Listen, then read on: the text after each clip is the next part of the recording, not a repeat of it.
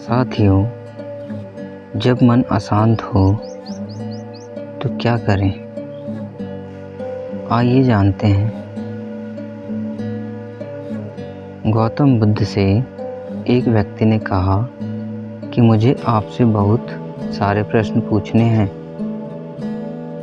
तब गौतम बुद्ध ने कहा कि 1 साल तक मौन रखो, फिर आप प्रश्न पूछना।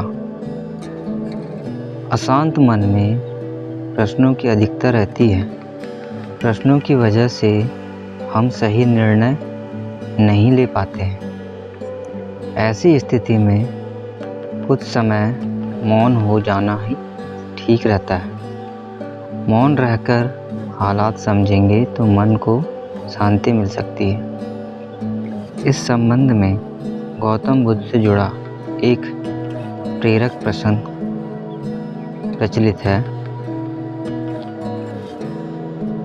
गौतम बुद्ध रोज अपने शिष्यों को उपदेश देते थे।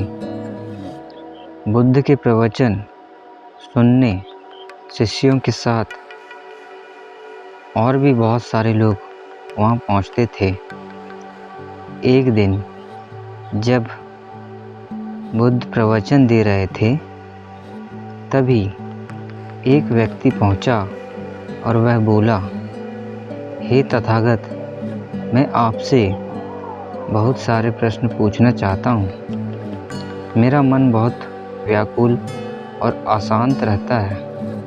कृपया मेरे प्रश्नों के उत्तर दें ताकि मेरा मन शांत हो सके।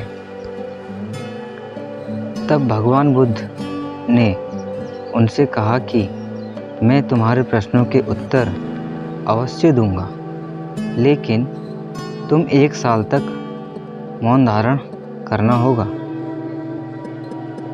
1 साल के बाद तुम जो भी पूछोगे, तुम्हें उसका उत्तर जरूर मिल जाएगा। उस व्यक्ति ने कहा कि 1 साल बाद आप मेरे प्रश्नों के उत्तर अवश्य दे देंगे ना? तब बुद्ध जी ने कहा, मैं अपनी बात का पक्का हूँ, तुम्हें सारे प्रश्नों के जवाब दे दूंगा, लेकिन एक शर्त है कि तुमको 1 साल तक मौन रहना पड़ेगा। बुद्ध की बात मानकर उस व्यक्ति ने मौन व्रत धारण कर लिया। धीरे धीरे वह मौन की वजह से उसका मन एकाग्र होने लगा। वह ध्यान में उतरने लगा, मन भी शांत होने लगा। उसके सभी प्रश्न खत्म होने लगे। 1 साल बीत गया। समय पूरा होने के बाद बुद्ध ने उस व्यक्ति से कहा, अब तुम अपने सभी प्रश्न मुझसे पूछ सकते हो। ये बात सुनकर वह व्यक्ति हंसने लगा और कहा कि 1 साल पहले मेरे मन में कई प्रश्न थे, लेकिन अब सारे प्रश्न शांत हो गए हैं। अब मेरे पास आपसे पूछने के लिए कोई प्रश्न नहीं है। तब बुद्ध जी ने कहा उस व्यक्ति से कि जब तक हमारा मन शांत नहीं है, मन में ढेरों प्रश्न उठते रहते हैं। उसकी परेशानियां सदा बनी रहती हैं। अज्ञान और भ्रम की वजह से हमारा मन प्रश्नों के उत्तर तक पहुंच ही नहीं पाता। कुछ समय मौन धारण करके हम हालातों को समझेंगे तो सारे प्रश्नों के उत्तर हमें स्वयं ही मिल जाते हैं।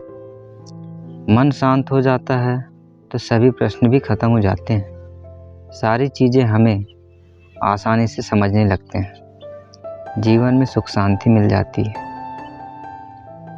अगर साथियों आपको ये कहानी अच्छी लगी हो तो चैनल को सब्सक्राइब और एक प्यारा सा कमेंट अवश्य लिखें।